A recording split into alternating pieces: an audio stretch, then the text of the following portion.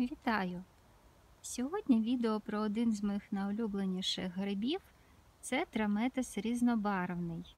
Це неїстівний трутовик, який має лікувальні властивості.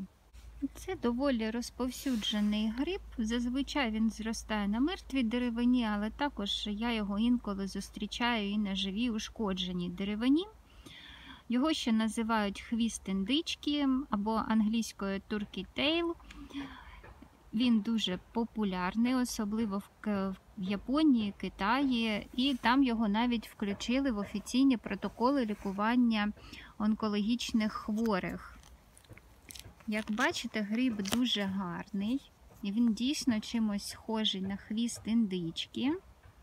З краєчку така більш світла йде смужка, а потім колір смужок може варіюватися. От зараз у мене в таких коричневатих тонах, може бути в синіх, фіолетових, в сірих. Коли дуже волого, ось, наприклад, тут у нас сніг зійшов, і тут можете побачити, що навіть чорне. Якщо придивитися, то можна побачити, що тут в основі грибочка він ніби трошки такий волохатенький. І головна ознака цього грибочка – те, що він має пористий гіменофор. Ось тут добре видно саме ці пори. Траметес різнобарвний має однорічні плодові тіла. Зазвичай в нашому регіоні вони починають зростати з кінця літа. І навіть ще взимку можна їх збирати. Головне, щоб гіменофор був світлий. Ну тут прям ідеальні екземпляри, молоденькі, тому тут прям білосніжний гіменофор. Ці плодові тіла дуже полюбляють хробачки. Ось тут можете побачити, що вже сліди від них. Тому, коли ви приносите ці грибочки, треба їх відразу перебрати, обрізати, отут місця, які поточили хробаки, і підсушити або в духовці, або в сушарці. І тоді цей гриб буде дуже довго у вас і добре зберігатися. Чим же корисний цей гриб?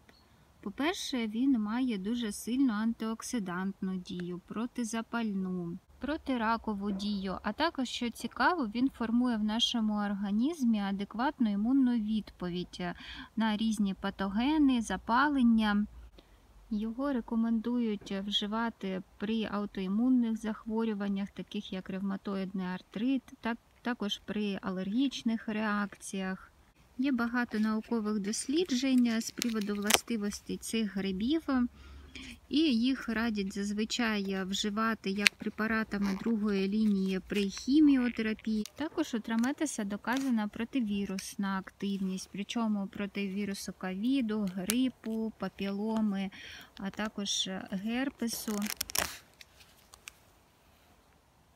Я, наприклад, вживаю цей гриб в сезон застуду. Роблю чаї з ним, також готую перші страви, тобто варю бульйони з цими грибами. Траметес різнобарвний містить пробіотичні волокна, за рахунок чого він покращує мікрофлору нашого кишківника.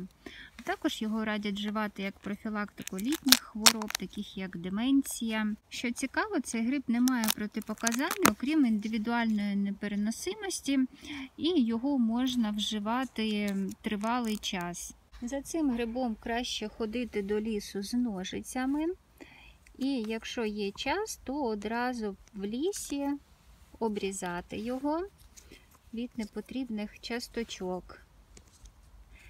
І поки він ще свіжий, він більш такий м'якенький, а вдома дуже швидко, за добу-дві, він у вас висохне і буде така, як дерев'яна шкірочка, і буде важче обрізати оці всі місця. Має доволі приємний грибний аромат, хоча якщо ви заварите чай, то смак чаю буде не особливо виразним, а якщо зварите на ньому борщ або суп якийсь, то взагалі не відчуєте, що там є бульйон з цього грибочка. Найбільш схожі грибочки по сплутуванню з траметесом – це різні стереуми, які за формою схожі на траметес різнобарвний. Але вони повністю гладенькі. в них нема пористого гіменофору і він не білий. Ось до порівняння. Подивіться. І як виглядає зсередини траметис.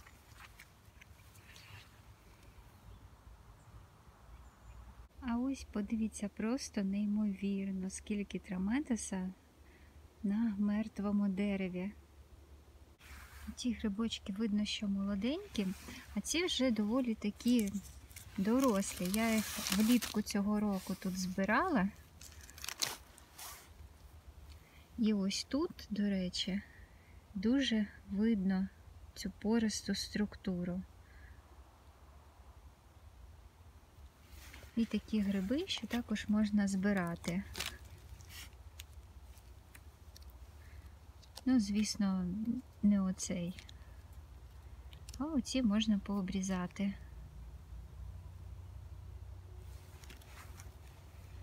Ось такі гарні. Це також траметис різнобарвний. Наскільки рясно він може зустрічатися. Може на такому товстому стовбурі зростати, а може на таких тоненьких гілочках я зустрічала. А тепер за традицією рушаємо до кухні та буду показувати, що можна з цих грибочків приготувати.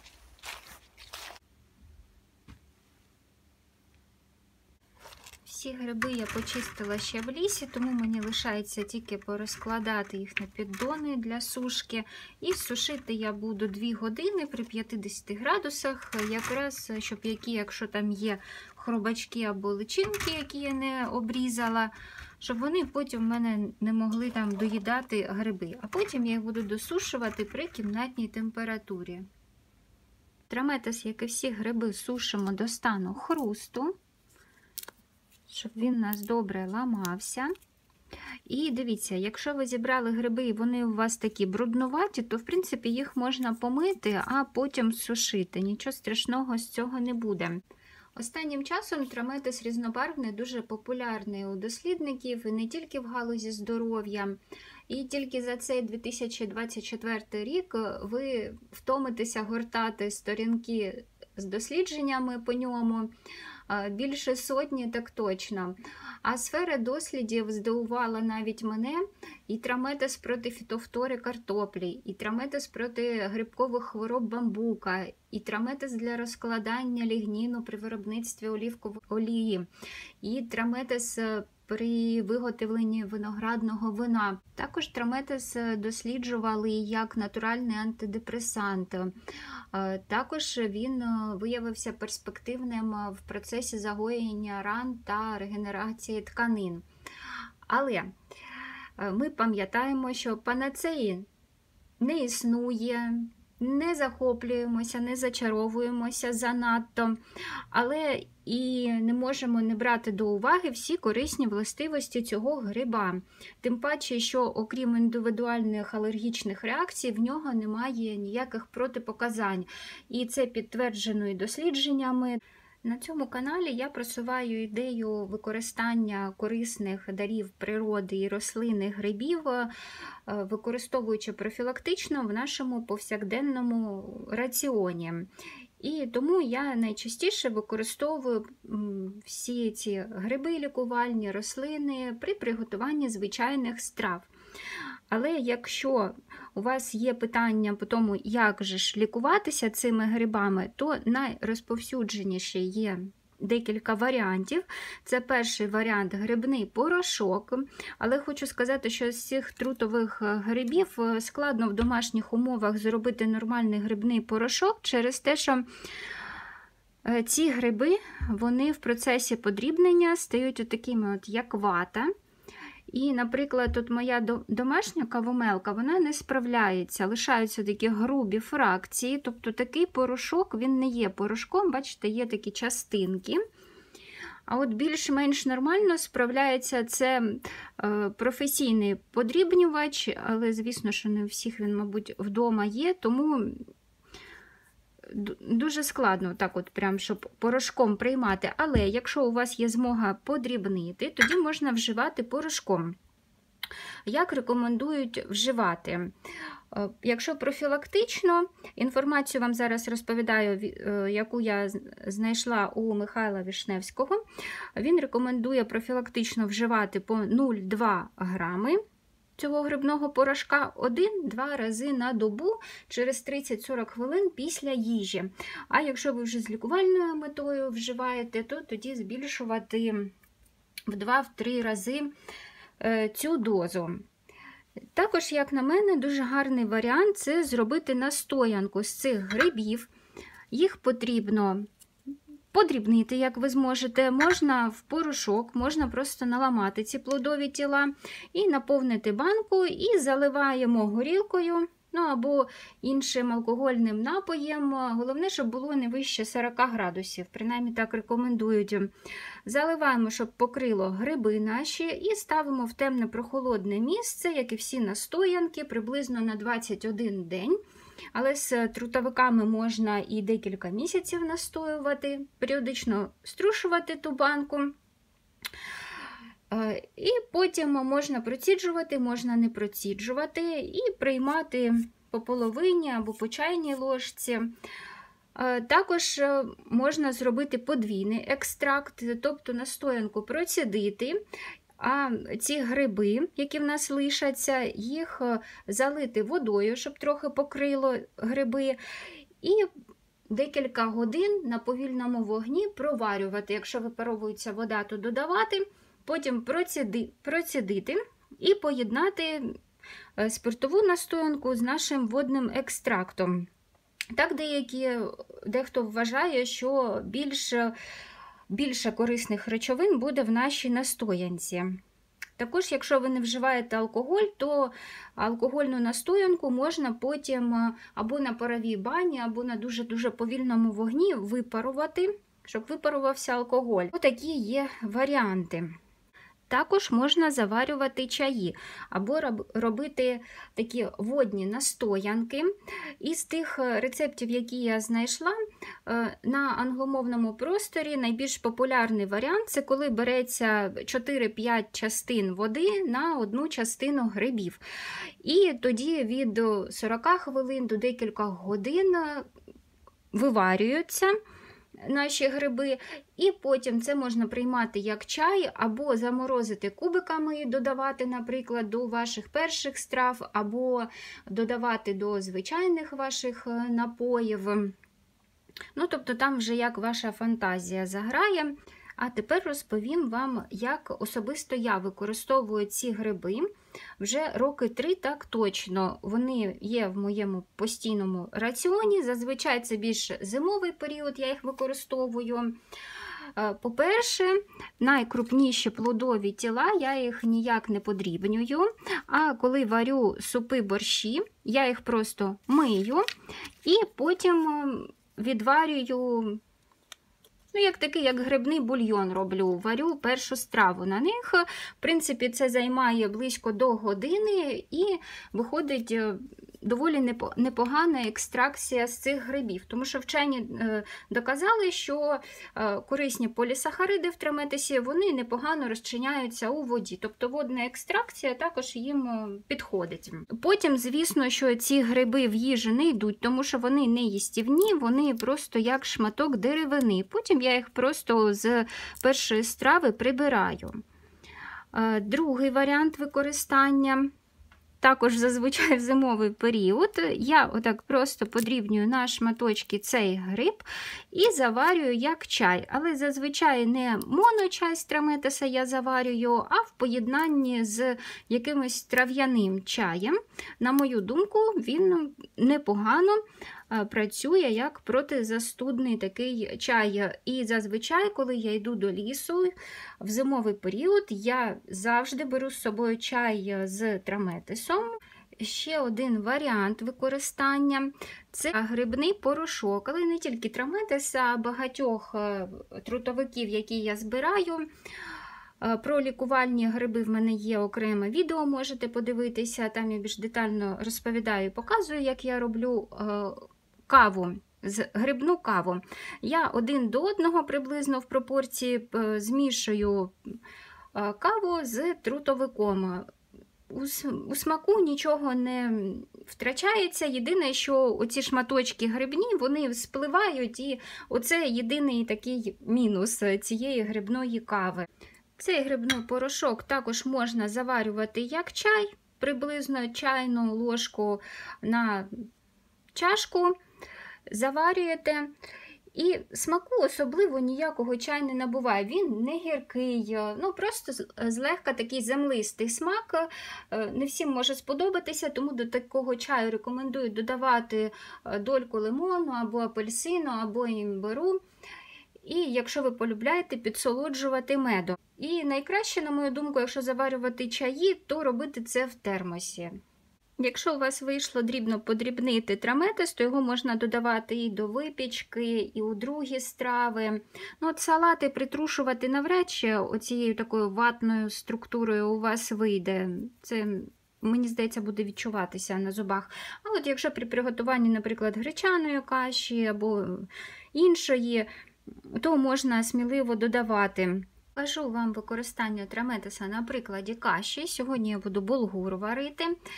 І тут два варіанти. Або використовуємо плодові тіла, тоді зручніше, звісно, якщо вони крупні, бо витягати їх з каші потім легше. Якщо використовуємо їх, то помити перед використанням і потім просто додаємо у воду. По пропорціям зазвичай я використовую на око. От скільки мені захотілося, стільки я і кидаю. Зазвичай от приблизно так, з мою жменю, якщо каструля невелика. Наприклад, зараз в мене 5 плодових тіл. А якщо я варю каструлю борщу, то можу і 2 жмені кинути. У смаку це ніяк не відчувається, особливо якщо ви борщ варите. А сьогодні ми з вами будемо варити кашу з порошком. І я сюди додаю столову ложку порошку. В готовій каші гриби взагалі ніяк не відчуваються, проте ми знаємо, що вона тепер в нас з пробіотичними волокнами, корисними для нашої мікробіоти. І плюс вся користь від полісахаридів, бета-глюканів, траметиса. Як я готую перші страви з траметисом, я вже, в принципі, показувала вам. І якщо вам цікаво подивитися, то наступне відео з серії «Готую в лісі» буде саме про це. А зараз я вам хочу показати рецепт такого противірусного імунозміцнюючого напою. Для цього я взяла 5 чашок води і приблизно половину, може 2/3 траметису. Тепер я ставлю це на невеликий вогонь і під кришкою буду відварювати 40 хвилин. Через 40 хвилин до грибного відвару я додаю декілька шматочків апельсину та імбиру і проварюю ще 5 хвилин. Наш грибний чай, настой, відвар виглядає дуже гарного такого жовтого кольору. І не тільки через те, що ми туди додали апельсин. Завдяки імбиру він трішечки такий гостренький і має зігріваючий ефект. Трохи апельсиновий смак має. Якщо ви полюбляєте солодке, можна підсолодити медом. Також сюди можна додавати все, що ви бажаєте. Можна додавати ягоди чорної бузини, можна додавати ягоди калини, любі інші ягоди. І завдяки всім цим добавкам смак буде ягідний, бо грибний смак, насправді, він не дуже виразний та насичений. В описі під відео я лишу декілька посилань на наукові праці по траметису різнобарвному, а також перелік термінів, розуміння яких допоможе сприймати наукову медичну інформацію. Звісно, що вони англійською мовою, але в наш час це взагалі не є проблемою, завдяки різним перекладачам. І наостанок коротко підсумуємо перелік потенційних переваг траметиса різнобарвного для нашого здоров'я. Це підтримка імунітету, протизапальна дія, профілактика та лікування онкології разом з офіційним лікуванням, здоров'я нашого кишківника, але в цьому випадку потрібно вживати саме порошок плодового тіла, а також сприяння здоровому довголіттю. Знаю, що відео вийшло довгим, але сподіваюсь, ви пробачите мою занадто велику любов до цього грибочка. Сподіваюсь, що відео було цікавим та корисним. Я бажаю нам всім миру над головою, в душі, в серці. До нових зустрічей у лісі!